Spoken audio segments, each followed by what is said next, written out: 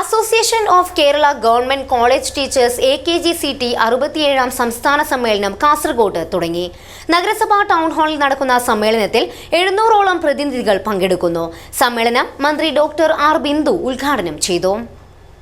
ജനാർദ്ദൻ ഹോസ്പിറ്റലിൽ laparoscopic സർജറിയും multi speciality ആധുനിക ചികിത്സയ്ക്കും ഞങ്ങൾ പ്രാധാന്യം നൽകുന്നു. വിവിധ സ്പെഷ്യാലിറ്റികളിലുടനീളം ഞങ്ങൾ സമഗ്രമായ സേവനങ്ങൾ വാഗ്ദാനം ചെയ്യുന്നു. Janardhan hospital, bank road, Kasaragod.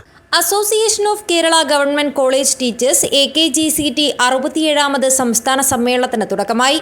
രാവിലെ പതാക ഉയർത്തലോടുകൂടിയാണ് സമ്മേളനത്തിന് തുടക്കമായത്. ഉന്നത വിദ്യാഭ്യാസ സാമൂഹ്യനീതി വകുപ്പ് മന്ത്രി ഡോക്ടർ ആർ ബിന്ദു സമ്മേളനം ഉദ്ഘാടനം ചെയ്തു.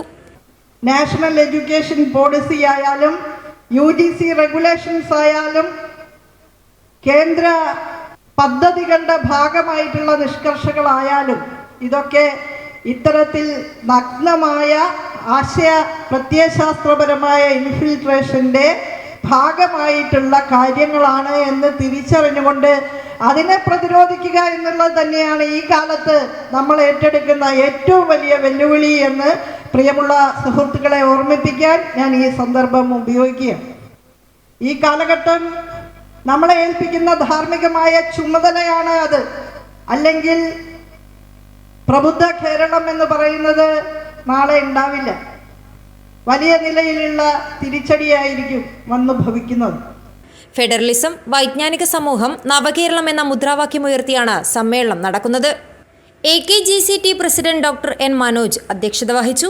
പരിപാടിയിൽ സംഘശബ്ദം സാഹിത്യ മത്സര വിജയികൾക്കുള്ള സമ്മാന വിതരണവും നടന്നു. ഡോക്ടർ MA അസ്കർ വിജയികളെ പരിചയപ്പെടുത്തി. FSTO general secretary MA Ajith Kumar അഭിവാദ്യം ചെയ്ത് സംസാരിച്ചു. CPM ജില്ലാ സെക്രട്ടറി M രാജഗോപാലൻ MLA പരിപാടിയിൽ സംബന്ധിച്ചു.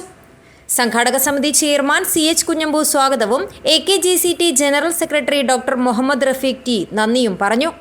സമ്മേളനം ഞായറാഴ്ച സമാപിക്കും. News bureau, Kasaragod.